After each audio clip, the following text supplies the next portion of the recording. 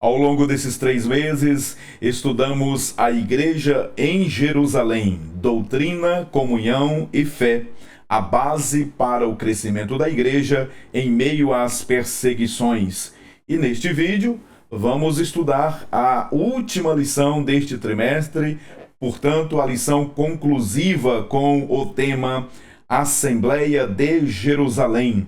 Eu sou o pastor Epaminondas Fonseca. Se você não é inscrito no canal, inscreva-se neste canal, curta este vídeo, deixe seus comentários, ative o sininho de notificações e compartilhe nos grupos de WhatsApp, nos grupos familiares ou de professores de escola bíblica dominical. Se você sentir de Deus ainda, se o Espírito do Senhor, claro, tocar aí no seu coração, você pode me ajudar se tornando um membro apoiador. E ao se tornar membro, você tem acesso aos materiais que nós utilizamos aqui no canal para a ministração das nossas aulas. Esses materiais são produzidos ao longo da semana, materiais em PowerPoint, em PDF, para auxiliar aqueles que são professores de escola bíblica dominical. Ao longo destes 3 meses, portanto, nós crescemos juntos na graça e no conhecimento da palavra de Deus. Estudamos 12 lições maravilhosas sobre a igreja em Jerusalém. Estudamos os 15 capítulos iniciais desta obra fantástica, desta obra gloriosa, o livro de Atos dos Apóstolos. E hoje vamos encerrar este trimestre estudando, portanto, o capítulo de número 15, e o assunto da lição é Assembleia de Jerusalém. Eu quero a sua interação agora. Você que esteve comigo ao longo desses 3 meses, me acompanhou por aqui, nessa aula conclusiva, eu peço a sua ajuda.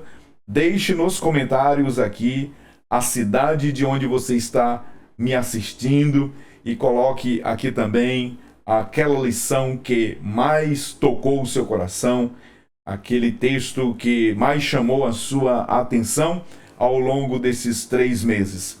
Agora que o vídeo só está começando, deixe aqui nos comentários a cidade de onde você está me assistindo, a sua igreja, e eu vou ter o maior prazer e carinho em responder a cada um dos comentários dos meus irmãos.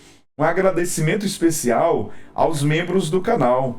Os membros do canal são irmãos que sentiram de Deus de ajudar este trabalho com uma singela contribuição. E ao se tornar membro, eu aqui reforço o convite.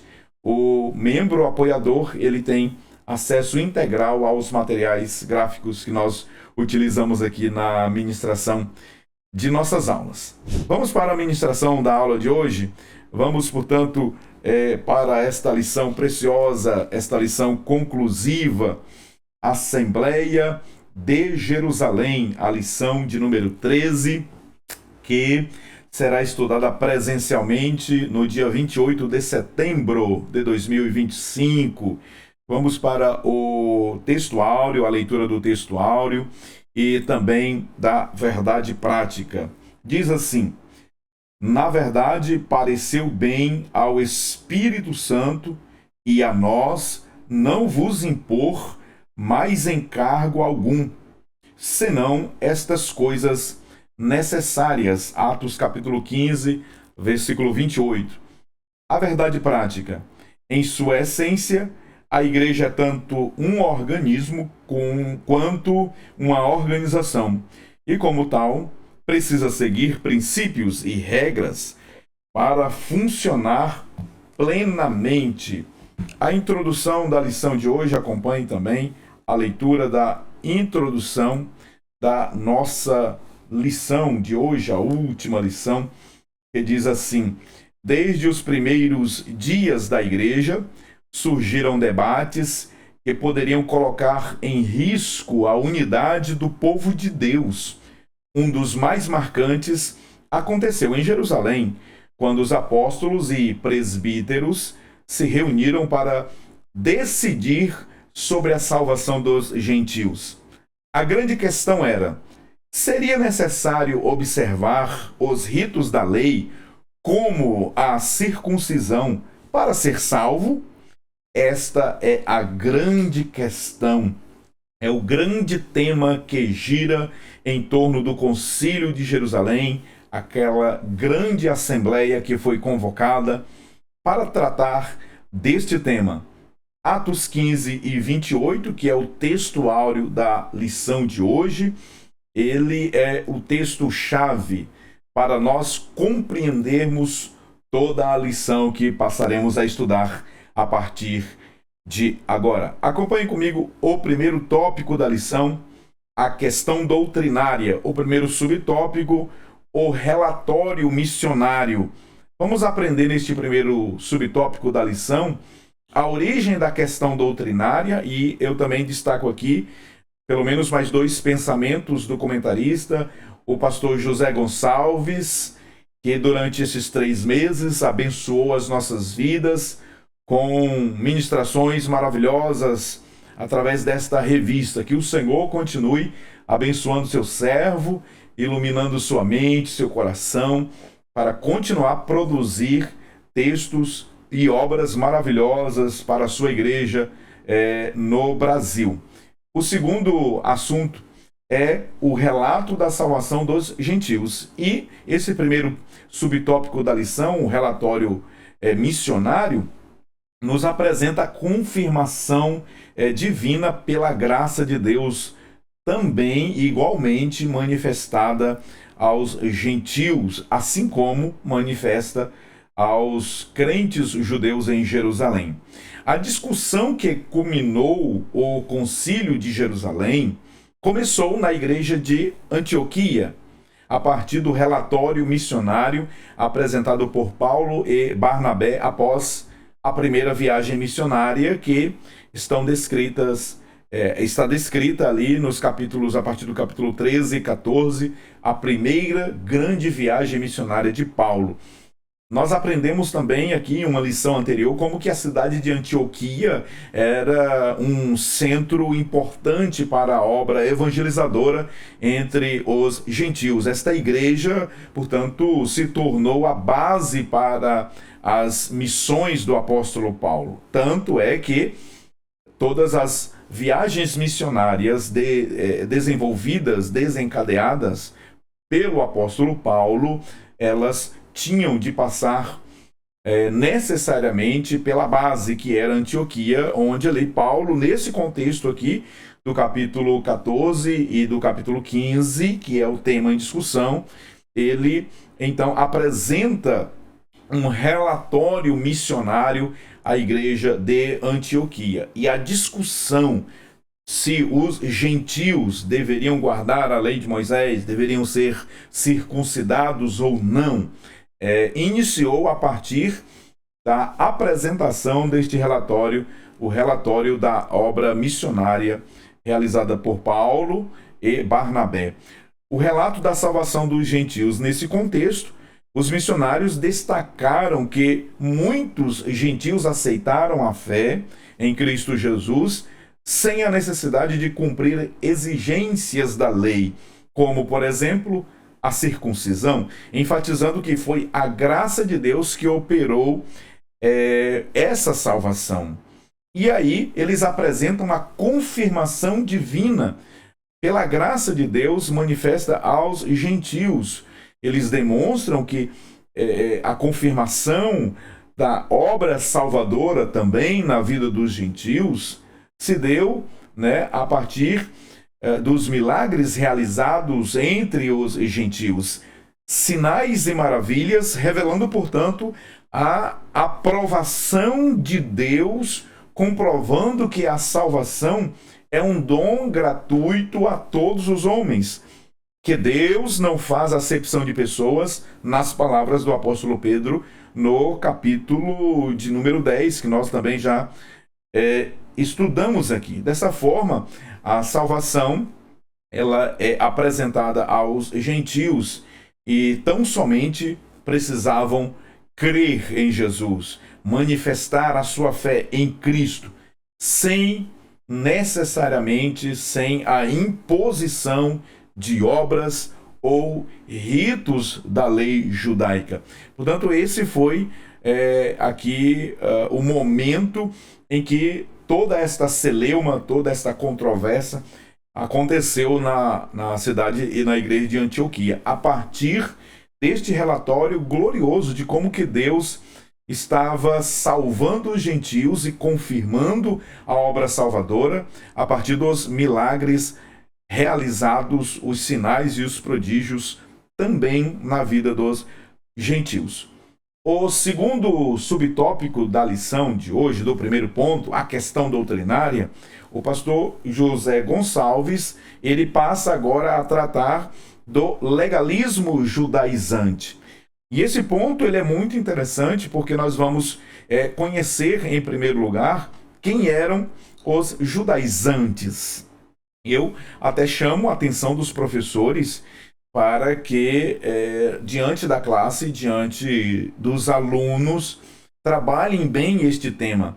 Quem eram os judaizantes? E dentro das possibilidades, procurem contextualizar como que os judaizantes modernos, os judaizantes contemporâneos, como que eles estão agindo na atualidade no meio da igreja.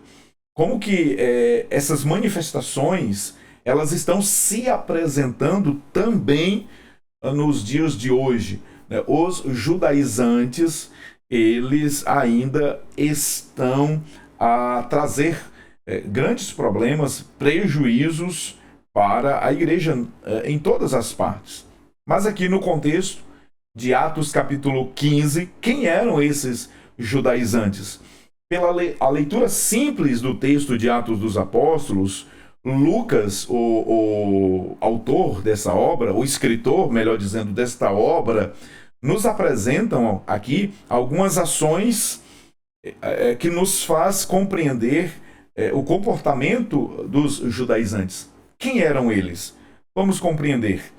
Pelo menos pela leitura aqui simples do capítulo 15 de Lucas, nós vamos encontrar algumas de suas ações.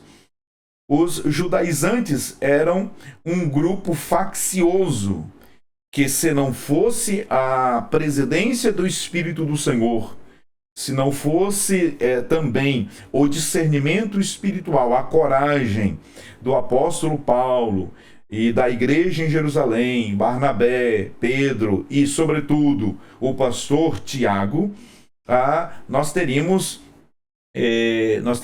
que estar aqui falando sobre a primeira possível divisão da igreja. Nós estaríamos também falando num possível novo grupo faccioso, numa possível nova seita em Israel. Nós já tínhamos os essênios, os fariseus, os saduceus, os zelotes, e agora as pessoas, ou pelo menos aqueles que estavam naquele contexto, estavam vislumbrando na igreja que estava nascendo uma nova seita, a seita dos nazarenos ou dos cristãos. E nesse contexto aqui, a intervenção da liderança da igreja, desta Assembleia Geral, deste concílio, foi extremamente necessário para a preservação doutrinária e, sobretudo, da unidade da igreja nascente. Portanto, quem eram esses judaizantes? Eram um grupo faccioso que quase dividiu a igreja a partir da cidade de Antioquia. Esse grupo também, os judaizantes, eles eram intimidadores. O texto bíblico, Atos capítulo 15, versículo 1, nos revela que esses homens, eles desceram, saíram da Judéia, saíram de Jerusalém e foram até Antioquia intimidar os irmãos gentios, os cristãos gentios, os crentes gentios, lá naquela cidade. Intimidando de que forma?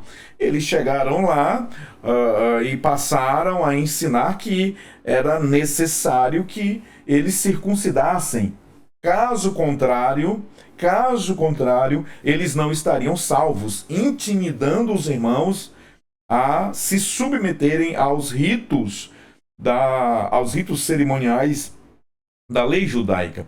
Quem eram esses judaizantes? Pela leitura de Atos capítulo 15, nós, no versículo 5 deste capítulo, Lucas nos diz que eles pertenciam à seita dos fariseus, a mesma seita da qual o apóstolo Paulo fazia parte. A seita dos fariseus, também nós já estudamos aqui ao longo deste trimestre, aprendemos sobre suas características, mas dentre as muitas características dos fariseus, uma delas era que eram ferrenhos debatedores, né? Como que eles disputavam com as outras pessoas com muitos argumentos. Portanto, nós estamos falando de fariseus. Esse grupo eram judaizantes fariseus que estavam na cidade de Antioquia, ali impondo, né, colocando um jugo sobre os cristãos gentios, conforme o apóstolo Pedro nos revela no versículo de número 10 do capítulo 15. E aqui nós temos mais uma característica dos judaizantes. Eles colocavam jugo sobre os cristãos gentios, revelando, portanto, uma grande hipocrisia, posto que eles mesmo não conseguiam cumprir, nem seus pais, seus antepassados, mas queriam que os gentios fossem submetidos aos rituais dos quais eles mesmos não conseguiam cumprir. O versículo 19 e 24 do capítulo 15 chama os judaizantes de perturbadores. Meu Deus, olha o adjetivo. Olha o adjetivo que é utilizado aqui. Eles estavam perturbando a paz dos crentes gentios em Antioquia. Eram perturbadores da harmonia, da paz, do crescimento que estava ali em expansão a igreja de Antioquia, e esses homens foram perturbar a igreja que estava ali fazendo uma grande obra missionária. A Bíblia diz: então alguns que tinham descido da Judéia ensinavam assim os irmãos: se vocês não circuncidardes conforme o uso de Moisés, não podereis ser salvos, trazendo, portanto, prejuízos para a igreja, para a ortodoxia, prejuízos para a paz, a harmonia, a unidade da igreja, né, que estava nascendo. Se não houvesse uma resposta urgente, premente e firme da igreja, da liderança, essa heresia, ela iria certamente influenciar todas as igrejas gentias que já haviam sido estabelecidas por ocasião da primeira viagem missionária do apóstolo Paulo, e aquelas certamente que se tornariam ou que viessem a ser constituídas. Outro ponto interessante é que esses judaizantes, eles eram autodesignados guardiões da ortodoxia. Autodesignados por quê? O versículo 5 diz assim, ó: alguns, porém, da seita dos fariseus que tinham crido, eles haviam aceitado a fé, né, supostamente convertido ao Senhor Jesus, supostamente eles estavam seguindo o caminho. Entretanto, eles se levantaram dizendo que era necessário, era mister circuncidá-los e mandar-lhes que guardassem a lei de Moisés. Eles estavam, portanto, exigindo que os cristãos antioquenos se tornassem primeiro judeus prosélitos, para que depois eles, então, fossem salvos, criando, portanto, barreiras das quais já tinham sido derribadas na cruz do Calvário. Eles eram autodesignados guardiões da ortodoxia. Por que autodesignados? Porque ninguém os designou. A igreja, a liderança em Jerusalém, nem o pastor Tiago, nem o pastor Pedro, o apóstolo Tiago, os presbíteros da igreja em Jerusalém, nenhuma desses personagens autorizou esses homens a serem os guardiões da ortodoxia. Eles se autodesignaram guardiões da ortodoxia. Outro fator interessante que Lucas nos revela, no versículo 24 do capítulo 15, é que esses homens, eles não eram autorizados a irem a Antioquia, ensinar, pregar, doutrinar essa doutrina judaizante. Eles, portanto, não tinham credenciais. Eram obreiros sem credenciais, obreiros sem carta de recomendação, obreiros que estavam destituídos de autoridade apostólica para ensinar, para causar discórdia e, portanto, perturbação também na igreja antioquena. Olha só que coisa interessante. Quantos não são aqueles que, diante de uma classe de escola dominical, aproveita, às vezes, a ausência do coordenador, do pastor da igreja, para passar a ensinar os alunos aquilo que não faz parte da nossa confissão de fé, que não faz parte da nossa declaração de fé. Às vezes, professores que discordam do pastor, da pessoa do pastor, não gostam da liderança, aproveitam o momento que ele tem a oportunidade, que ele é um líder ali diante da classe, para ensinar doutrinas das quais não pertencem ao conjunto de normas, de doutrinas da nossa igreja. Esses judaizantes eram sem credenciais, eram obreiros que não tinham carta de recomendação, eram obreiros desautorizados pelo apóstolo Tiago e pelo apóstolo Pedro. Você conhece alguém assim? Você conhece alguém que é perturbador da ordem? Você conhece alguém que, sem credencial, procura doutrinar e ensinar aquilo que não faz parte da nossa confissão de fé? Já vimos quem eram esses judaizantes. Quem eram eles? As características deles são demonstradas no próprio capítulo 15 de Atos dos Apóstolos. Mas eu quero aqui ainda, eu trouxe para vocês como subsídio o que o Warren Wiersbe, um excelente comentário que temos à nossa disposição, o Warren Wiersbe, ele aponta por que os judaizantes eram tão nocivos. Acompanhe. O que esses legalistas faziam e por que eram tão perigosos? Tentavam misturar lei e a graça e colocar vinho novo em odres velhos e frágeis. Costuravam o véu rasgado do santuário e colocavam obstáculos no caminho novo e vivo para Deus, aberto por Jesus ao morrer na cruz. Hebreus capítulo 10, versículos 19 ao 25.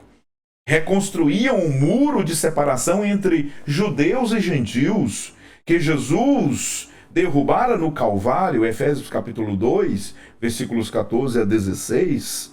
Colocavam um jugo pesado do judaísmo sobre os ombros dos gentios. Atos capítulo 15, versículo 10, aos Gálatas capítulo 5, versículo 1, e pediam que a igreja saísse da luz e fosse para as sombras. Diziam, abre aspas, antes de se tornar um cristão, o gentio precisa tornar-se judeu, meu Senhor. Não basta simplesmente crer em Jesus Cristo. Também é preciso obedecer à lei de Moisés. Era isso que eles ensinavam. Eles ensinavam a fé mais a lei de Moisés. Nós sabemos que a salvação ela é única e exclusivamente pela fé em Jesus Cristo, o nosso Senhor e Salvador. Não há nada, absolutamente nada que possamos fazer para acrescentar, porque o preço da nossa redenção, da nossa salvação, já foi pago, né? Cristo já garantiu na cruz do Calvário a salvação. Não é aquilo que nós fazemos, mas aquilo que Cristo já fez. Portanto, esses judaizantes de Jerusalém exigiam que os gentios fossem circuncidados e guardassem a lei para serem salvos. E guardassem a lei para serem salvos. Muitos grupos ainda querem impor aspectos da lei como condição para a salvação. Isso é grave, isso é extremamente nocivo à ortodoxia cristã. Na verdade, esses judaizantes não haviam entendido a natureza do Evangelho. Qual é, né, a natureza do Evangelho? A natureza do Evangelho é: pela graça sois salvos, Efésios 2:8, por meio da fé. E isso não vem de vós, e nem de obras, para que ninguém se glorie. Romanos capítulo 10, se com a tua boca confessares e no teu coração creres que Jesus Cristo é o Senhor, serás salvo. E o apóstolo Pedro, ele mesmo, no capítulo 10 aqui, ele expõe esta verdade indiscutível, inquestionável, uma verdade também irrefutável. O apóstolo Pedro, no versículo de número 8 a seguir, ele apresenta aqui, né, especialmente no versículo de número 11, a condição para a salvação. O apóstolo Pedro, que havia passado por uma experiência gloriosa, maravilhosa no capítulo 10, com aquela visão que lhe foi mostrada pelo Senhor por 3 vezes, e depois a experiência de conversão em Cesareia, quando o Pentecostes de Cesareia alcançou a casa do gentil Cornélio, centurião romano. Versículo 11 do capítulo 15, palavras do próprio apóstolo Pedro, que não queria ir na casa de Cornélio. Mas cremos que seremos salvos pela graça do Senhor Jesus Cristo, como eles também. Pedro está dizendo que a salvação, ela é pela graça, tanto para judeus quanto para gentios. Não existe outro meio de salvação. Não existe outra forma de obter este favor, senão somente pela fé. A graça de Deus, o favor imerecido de Deus, só se recebe através da fé, e tão somente pela fé, né?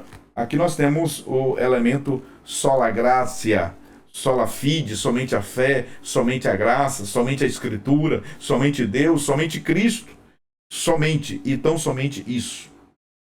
Nesse sentido, Paulo e Barnabé, ao ouvirem esses judaizantes, que pertenciam também, que Paulo pertencia também a essa seita, Paulo e Barnabé os confrontaram, né?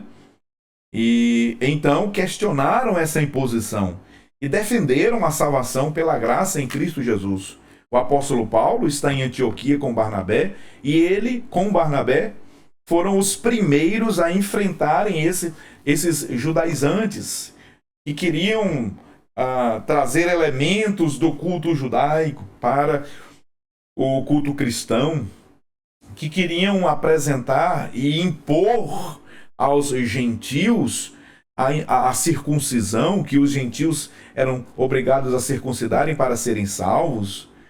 E o apóstolo Paulo, conhecedor do judaísmo e principalmente agora conhecedor da maravilhosa graça de Deus, ele os enfrenta, confronta-os, debate com eles, e a Bíblia diz que houve uma grande discussão.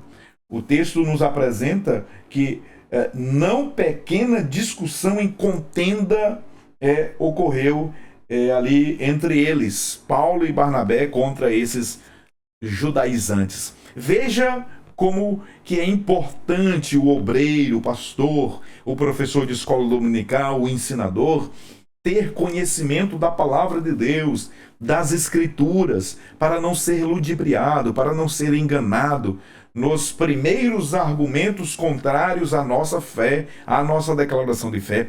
Precisamos conhecer a escritura, precisamos conhecer aquilo que nós cremos, precisamos responder com mansidão a quem perguntar qual é a razão da esperança que há em nós, conforme Pedro disse na sua primeira epístola, no capítulo 3, versículo 15.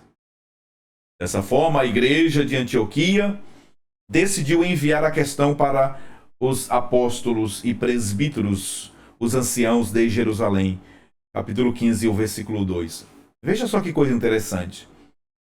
Eu ouvi alguns comentaristas acertadamente falando sobre esse aspecto, que o apóstolo Paulo tinha tanto conhecimento, mais do que todos os apóstolos. O apóstolo Paulo era fora de série. Era, sabe, algo extraordinário. Depois do Senhor Jesus, Paulo é o homem mais importante do cristianismo.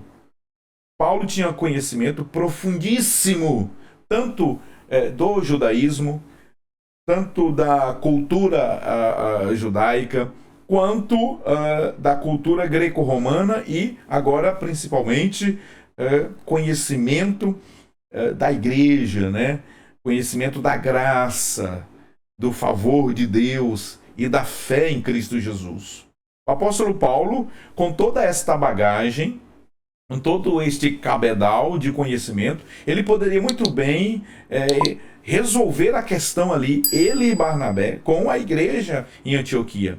Mas olha só que coisa interessante, como que Paulo, ele não tinha um ministério autônomo, como que Paulo, ele não andava desautorizado por aí, um itinerante que não tinha carta de recomendação. Paulo não era um missionário que não tinha uma base, que não tinha um pastor, que não tinha um líder sobre ele, muito pelo contrário. O que eles fizeram? Vamos a Jerusalém, vamos procurar a liderança da igreja, vamos passar esta celeuma, este problema, para que a liderança da igreja em Jerusalém resolva. E assim aconteceu. Isso é maravilhoso. Isso aqui é um ponto muito interessante a se comentar. O debate doutrinário é o segundo ponto da lição de hoje. O debate doutrinário, uma questão crucial. Qual é a questão crucial que nós temos aqui neste segundo ponto da lição? Vamos aprender isso?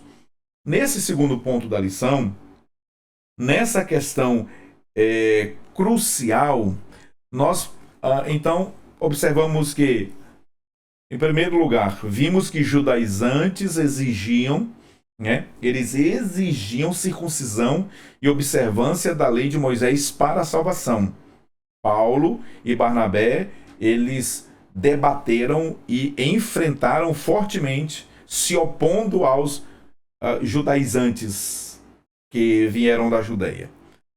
Nesse ponto aqui, vemos que o apóstolo Pedro, agora ele assume a palavra diante da igreja de Jerusalém.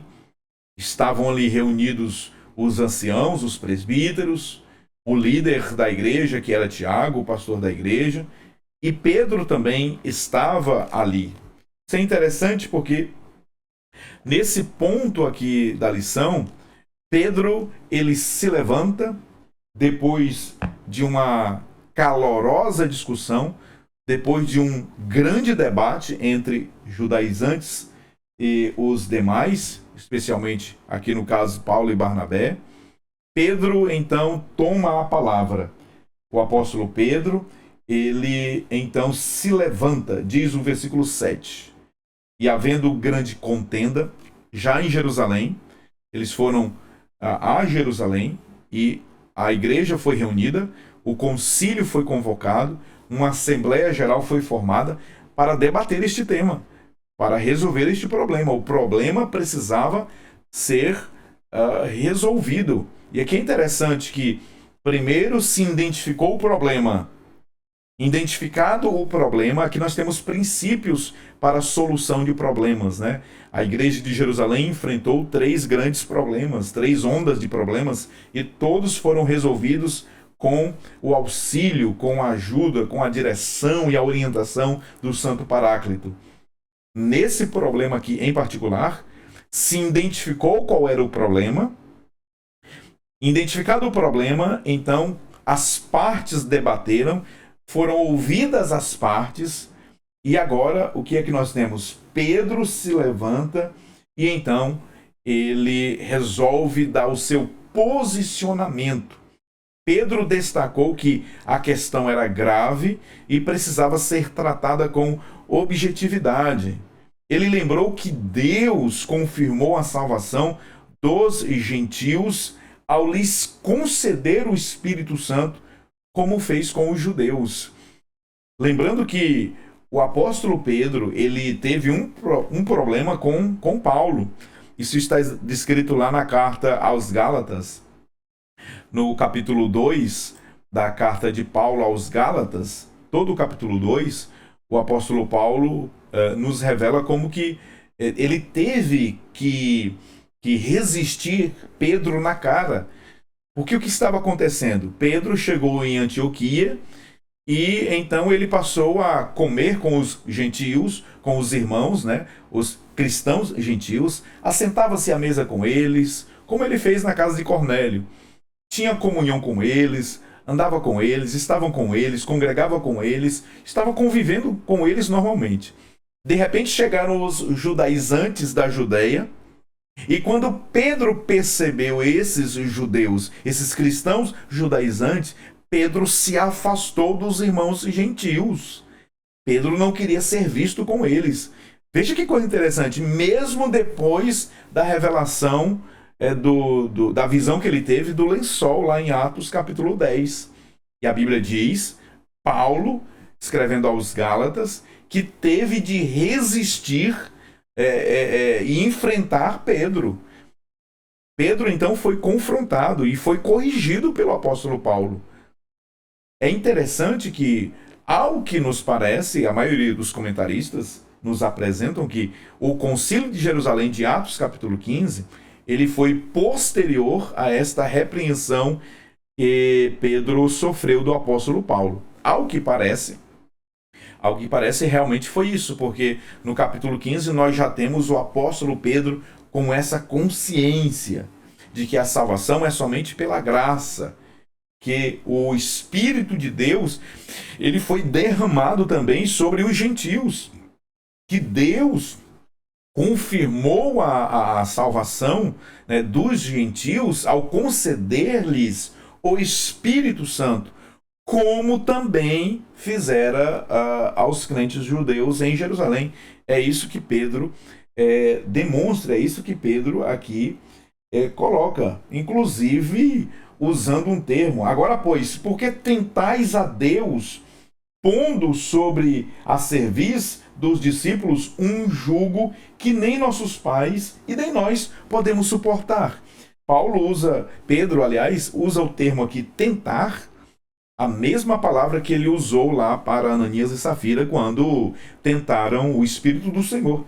Aqui, da mesma forma, esses judaizantes estavam tentando Deus. Estavam impondo, colocando sobre os irmãos gentios um jugo que nem eles, nem os seus pais puderam suportar. O testemunho de Pedro foi fundamental, foi crucial para a celeuma ser resolvida, para o problema ser solucionado. Pedro, ele foi maravilhosamente usado pelo Senhor, apresentando um relatório histórico do que anos atrás havia acontecido na casa de Cornélio, como que o Pentecostes de Cesareia, como que o Espírito de Deus desceu sobre os da casa de Cornélio ali, portanto, confirmando que a obra de Deus aos gentios, ela tinha de Deus o seu pleno, né, o seu propósito, o seu respaldo.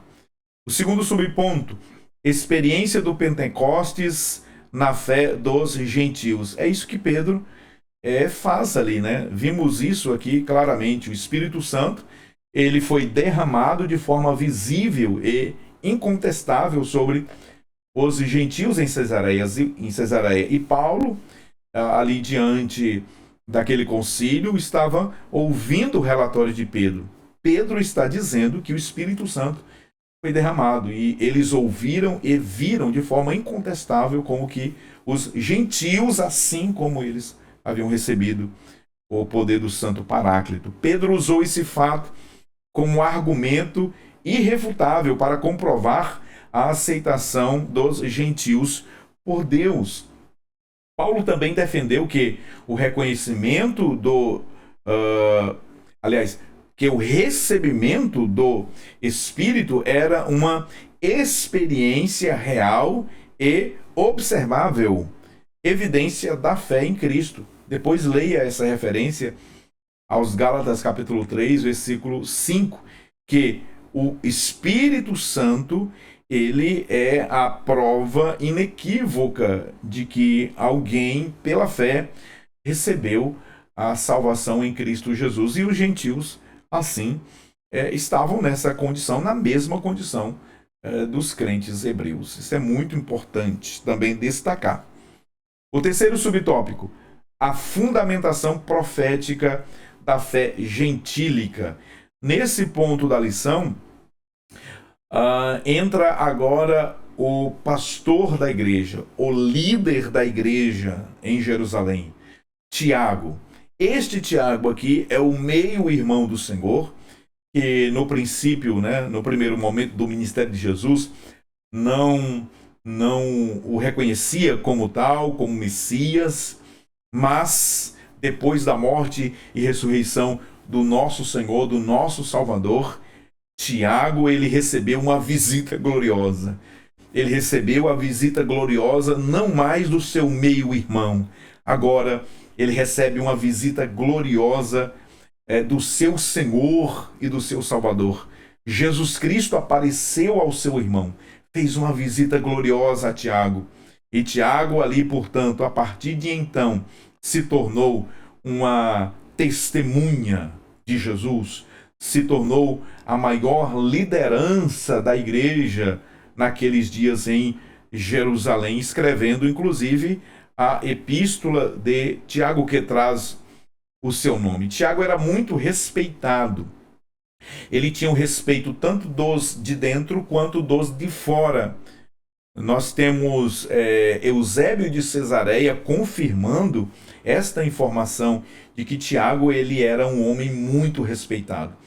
Tiago também ficou conhecido como Tiago, o apóstolo joelho de camelos. Havia uma crosta nos joelhos de Tiago, de tanto que ele orava. Era um homem que andava com os pés para trás. Era um homem de profunda oração, de profunda comunhão com Deus. E ele tinha um respeito muito grande, tanto dos crentes quanto dos não cristãos, devido Tiago ser um homem extremamente piedoso. E isso se revela na carta, na epístola, aliás, que ele escreveu, como que ele aplica o sermão da montanha ensinado por Jesus ali na epístola de Tiago. Tiago, então, ele toma a palavra após a explanação de Pedro, após Pedro dar o seu parecer. Tiago agora, como líder da igreja, como pastor, presidente do concílio e daquela assembleia, Tiago fundamentou a aceitação dos gentios nas Escrituras, confirmando que isso estava previsto pelos profetas. Tiago, a fala de Tiago, ela é extremamente necessária, fundamental, para também a dissolução daquele problema, daquela questão. Tiago, ele vai buscar nos profetas, ele vai fazer uma aplicação de textos proféticos, indicando que desde o Antigo Testamento, Deus já tinha no seu plano, como propósito, a inclusão de todos os povos, dos gentios. Os gentios, incluídos no plano salvífico de Deus, não foi um acidente, mas propósito, mas plano. A inclusão dos gentios, portanto, não era uma inovação, mas fazia parte do plano eterno de Deus, revelado nas Escrituras desde o Antigo Testamento, especialmente pelos profetas. Poderíamos lembrar aqui, eu falei sobre isso em outra ministração, como que Raabe foi salva sendo cananeia, como que também Ruth, que era moabita, foi incluída na família de Deus e se tornou ancestral, fazedora parte da genealogia do Senhor Jesus. É maravilhoso. Veja como que Deus salvou os ninivitas através da pregação de Jonas. Portanto, Deus tinha um plano eterno de salvação para todos os povos, para todas as nações. Deus amou o mundo de tal maneira. Os judeus, os judaizantes, é que ainda não haviam entendido, compreendido a natureza do Evangelho, a natureza do plano salvífico de Deus, que era a todas as pessoas, a todos os povos. Nessa senda, a salvação dos gentios é obra exclusiva da graça divina, sem a necessidade de acréscimos humanos. Ao lermos Romanos capítulo 11, e aqui nós precisamos fazer um paralelo com o discurso do apóstolo Tiago, no capítulo 15 de Atos dos Apóstolos, que é o texto que estamos analisando, nós nos deparamos lá em Romanos capítulo 11 com uma metáfora maravilhosa, o enxerto de um jambuzeiro bravo em uma oliveira.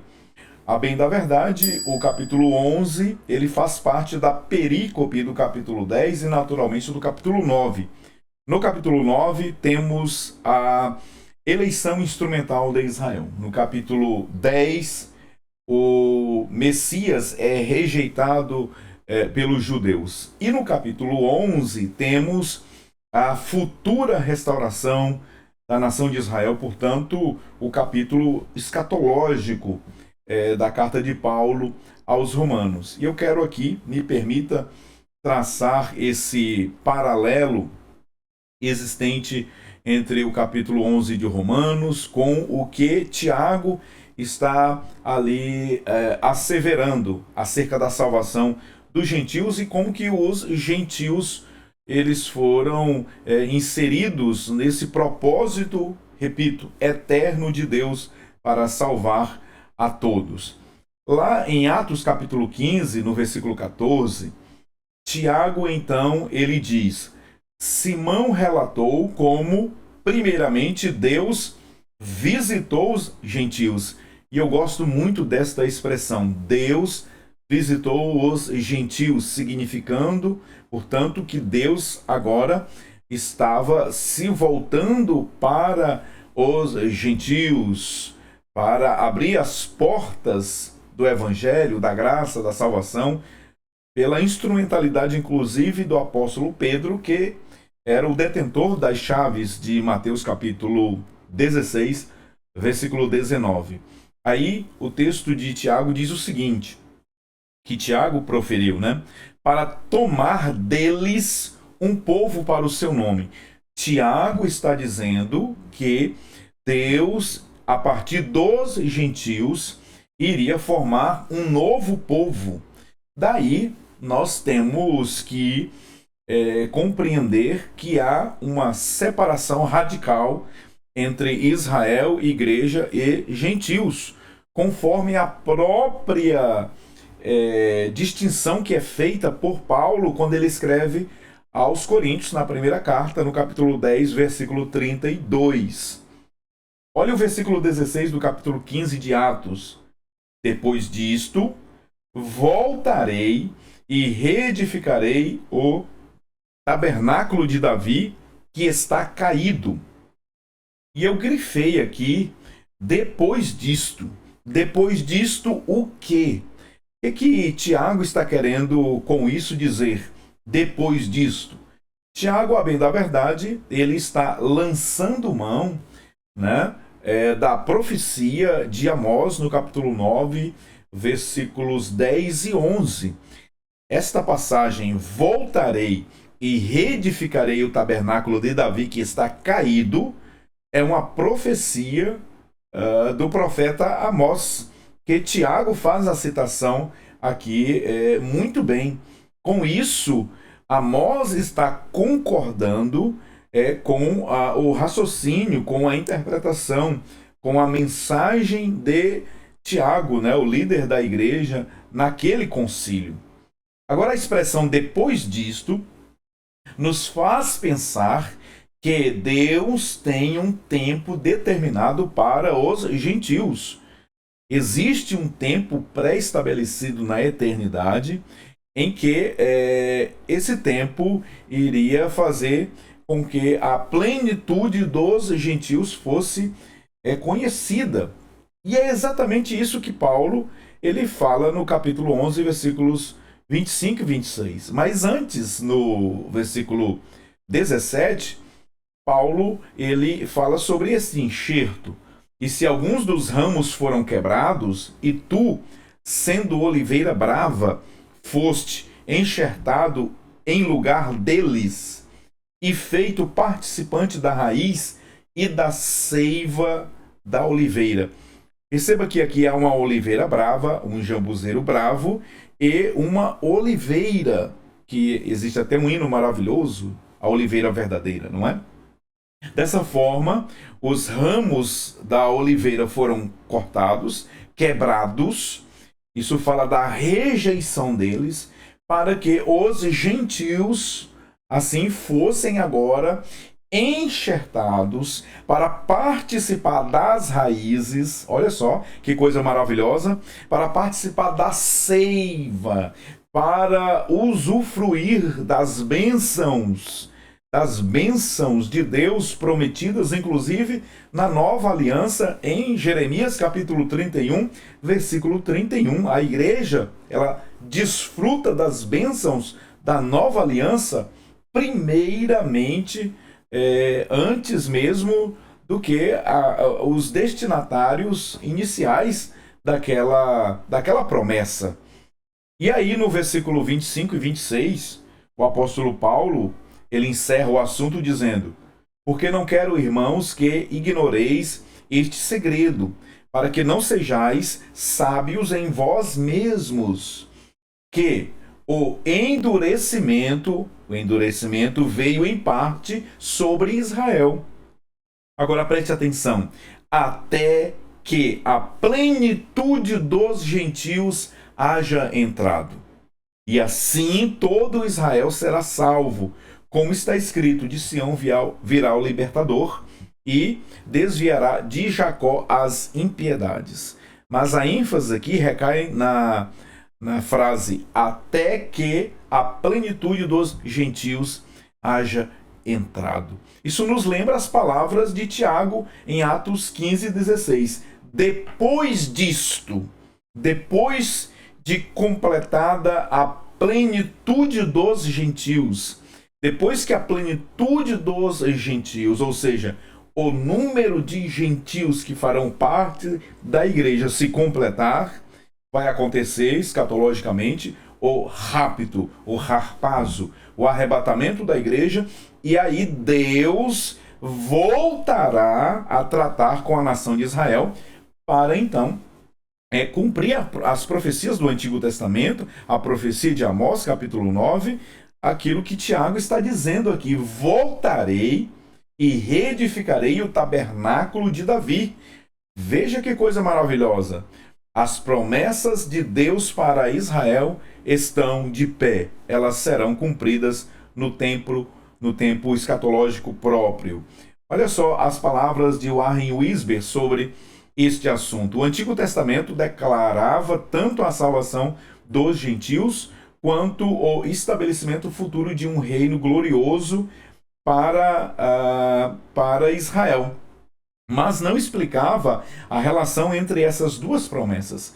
Os legalistas da igreja zelavam tanto pela glória futura de Israel, quanto pela glória passada de Moisés e da lei.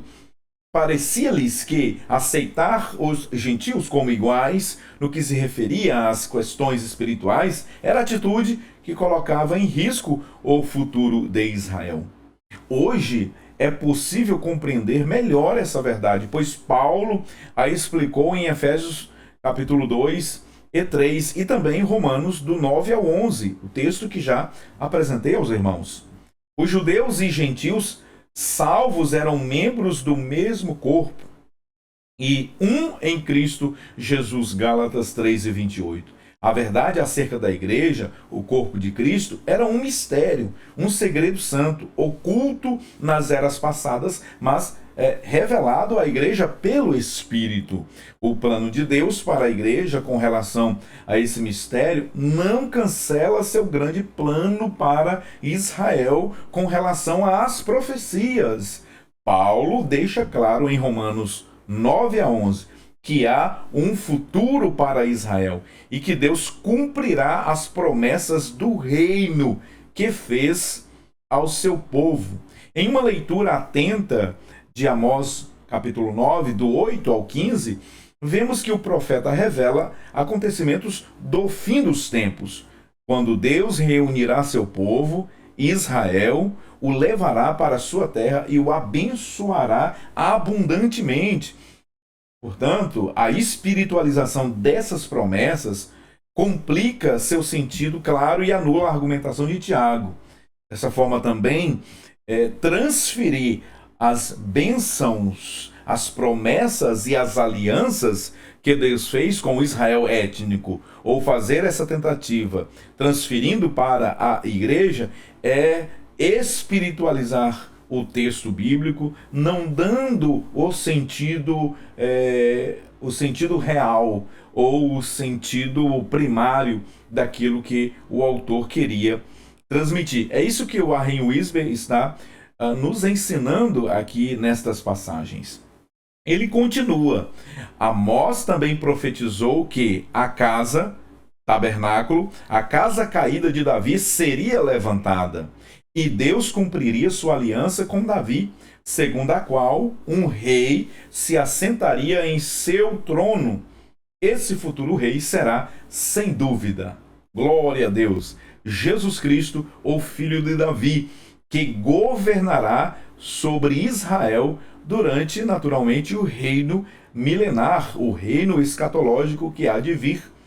Para concluir, o Wiersbe ainda nos diz: Deus revelou essas verdades a seu povo de maneira gradual, mas seu plano havia sido determinado desde o princípio. Nem a cruz, nem a igreja foram um plano de emergência de Deus. Isso aqui é lindo. Nem a cruz, nem a igreja foram um plano de emergência de Deus. Os judaizantes acreditavam que Israel deveria ser levantado em um reino glorioso antes de os gentios poderem receber a salvação. Mas Deus revelou que seria por meio da queda de Israel que os gentios encontrariam a salvação. Na ocasião da Assembleia em Jerusalém, a casa e o trono de Davi se encontravam de fato caídos. Mas esse mas de Deus aqui, essa conjunção adversativa, mas um dia seriam restaurados e o reino seria estabelecido. Isso vai acontecer na vinda gloriosa de Jesus, na parousia, 7 anos após o arrebatamento da igreja, o reino será restabelecido. O tabernáculo de Davi caído será reerguido novamente e o trono de Davi se estabelecerá em Jerusalém. Que maravilha! É isso que Tiago está também nos ensinando aqui. Vamos concluir a lição de hoje com o terceiro ponto, a decisão da Assembleia de Jerusalém. Qual foi a decisão? E aqui nós temos 3 subpontos. O primeiro, o Espírito na Assembleia. A decisão da Assembleia de Jerusalém foi guiada pelo Espírito Santo, reconhecido como participante ativo. Esse texto aqui é maravilhoso porque nos revela a presidência do Espírito Santo sobre a vida da igreja. Temos dito que a igreja de Jerusalém era governada pelo Espírito Santo. Em Atos 13, nós temos a igreja do Senhor Jesus ali sendo conduzida pelo Espírito do Senhor, porque lá o Espírito Santo falava. Diz a Bíblia, Atos 13, versículo 1, disse o Espírito Santo. O Espírito Santo falava livremente na vida da igreja, diante da igreja. O Espírito Santo presidia a liderança da igreja. E o texto de Atos 15, 28 diz, na verdade, pareceu bem ao Espírito Santo e a nós. Veja que o Espírito Santo, ele aparece primeiro, pareceu bem ao Espírito Santo e também a nós. E a nós não impor mais encargo algum, senão estas coisas necessárias. O que nós podemos observar aqui é que a igreja de Jerusalém, a igreja do Senhor Jesus que estava nascendo nos seus anos iniciais, tinha o Espírito Santo como uma pessoa. E ele é uma pessoa. O Espírito Santo não é uma força ativa, não é uma força cósmica, ou aquilo que alguns grupos religiosos chamam, né, de a força ativa de Deus. Não, absolutamente. O Espírito Santo é uma pessoa, tem personalidade. Em Atos 13, o Espírito Santo fala. Aqui o Espírito Santo tem vontade. Em Atos 5, o Espírito Santo executa juízo, porque ele é Deus.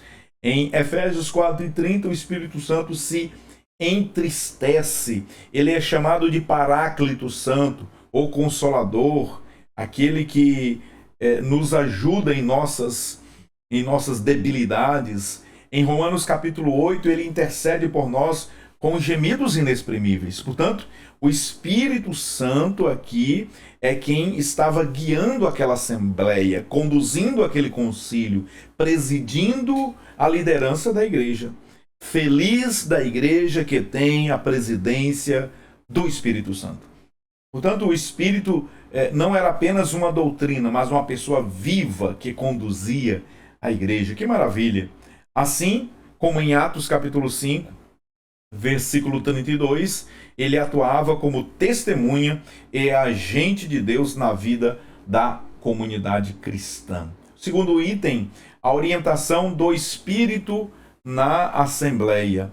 O Espírito Santo, ele dessa forma orientava a igreja, mesmo que o texto não detalhe o modo dessa condução, mas nas entrelinhas percebemos essa atuação ativa, né, e gloriosa do Santo Espírito do Senhor na vida da sua igreja. Verifica-se que profetas como Judas e Silas, né, confirmavam a direção do Espírito e transmitiam a decisão da Assembleia. Isso é glorioso.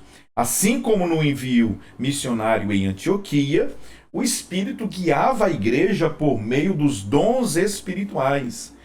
É bom saber que o Espírito Santo ainda é o mesmo ontem, hoje e eternamente. Ele é Deus, ele é imutável e está à disposição da sua igreja. O terceiro e último ponto para nós finalizarmos a lição e dessa forma também o trimestre, o parecer final da Assembleia. Qual foi o parecer final daquela Assembleia, daquele concílio, daquela reunião eclesiástica para resolver aquele problema? O parecer final da Assembleia foi o seguinte: a decisão da igreja, né, por Tiago, o líder da igreja, por Pedro, que representava o colégio apostólico, a decisão determinou que os gentios se abstivessem de alimentos sacrificados aos ídolos, sangue, carne sufocada e imoralidade sexual.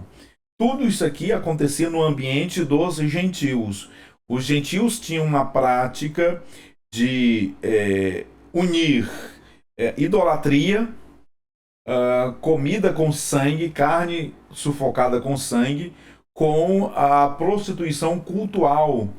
Lembre-se que em muitas cidades haviam templos dedicados a diversas divindades, onde, por exemplo, no templo da deusa Diana, havia em Éfeso um templo àquela deusa dedicada à idolatria e à imoralidade sexual. Havia, segundo historiadores, espaço para 1.000 prostitutas cultuais que cultuavam aquela divindade com os seus corpos. E dessa forma, a igreja que se reuniu, então acordaram que os gentios deveriam se abster, né, deveriam se afastar dessas práticas para que não ofendesse a cultura e a fé dos crentes de Jerusalém. E assim entraram em acordo. Os crentes de Jerusalém não iriam mais perturbar os gentios, obrigando-os a circuncidarem, e, em contrapartida, os crentes gentios não iriam, por exemplo, se alimentar de comidas sacrificadas aos ídolos, de carne sufocada, de carne com sangue e, sobretudo, imoralidade sexual. A igreja, dessa forma, reafirmou a salvação pela graça unicamente, rejeitando o legalismo, mas sem excluir os crentes judeus. Isso é muito importante, que houve aqui, dessa forma, um apaziguamento dos ânimos, em que ambas as partes elas tiveram de aceitar e de ceder, né, para que o conflito fosse resolvido. Os gentios foram orientados a limitar sua liberdade. Isso aqui é muito importante. É muito importante. Olha, os gentios foram orientados a limitar sua liberdade em favor da comunhão e do convívio pacífico com os irmãos judeus. Como referência, ainda trazemos Romanos 14, 19 e primeira carta de Paulo aos Coríntios 8 e 9. Nesses textos, nós encontramos orientações do apóstolo Paulo, como nós devemos conviver com pessoas de culturas diferentes, que têm práticas diferentes. Para não escandalizar o outro, nós, em muitos casos, devemos limitar a nossa liberdade, a autolimitação da nossa liberdade, para não ofender a consciência, a fé daqueles que, sobretudo, são mais fracos. Nós, portanto, concluímos este trimestre, esta lição, encerrando dessa forma um ciclo glorioso e maravilhoso de lições. Foram 13 lições, onde estudamos um dos momentos mais importantes da história da igreja primitiva em Jerusalém, a Assembleia de Jerusalém, aquele concílio. Diante de um grave conflito doutrinário sobre a salvação dos gentios, os líderes da igreja buscaram com sabedoria a submissão ao Espírito Santo, uma solução que preservasse a doutrina, a unidade da igreja, a unidade da graça e do corpo de Cristo. Dessa forma, fazendo com que ela continuasse crescendo e muitas almas sendo salvas para a glória de Deus. Chegamos ao final de mais uma lição e também de mais um trimestre. Lições que nos deixarão saudades, mas nós já estamos aquecendo o nosso coração para, na próxima semana, olha aqui, começarmos a estudar corpo, alma e espírito, a restauração integral do ser humano para chegar à estatura completa de Cristo. Texto escrito pelo pastor Silas Queiroz. Dessa forma, na próxima semana nós vamos sair da teologia bíblica, concluindo agora esse estudo da igreja em Jerusalém, e vamos partir para a teologia sistemática, estudar a antropologia bíblica. Se você não é inscrito no meu canal, inscreva-se, eu peço a sua ajuda. Deixe seus comentários ao final deste trimestre, diga a cidade de onde você me assiste. Que Deus abençoe você, sua casa e sua família. Não esqueça de compartilhar este vídeo, ativar o sininho de notificações e também, se desejar, se tornar um membro apoiador. Você viu aí esses slides que nós produzimos ao longo da semana, para auxiliá-los, aqueles que são professores e aqueles que desejam aprofundar o tema. Nós fazemos este trabalho com muita dedicação, amor e carinho e pedimos a sua singela contribuição, a sua ajuda, se o Espírito de Deus, claro, naturalmente, tocar em você. Eu vou ficando por aqui, espero por você na próxima semana, se Deus quiser, para que juntos possamos iniciar mais um trimestre. Está vendo aí, no foco teológico, teologia sistemática. Fiquem com Deus, a paz do Senhor Jesus.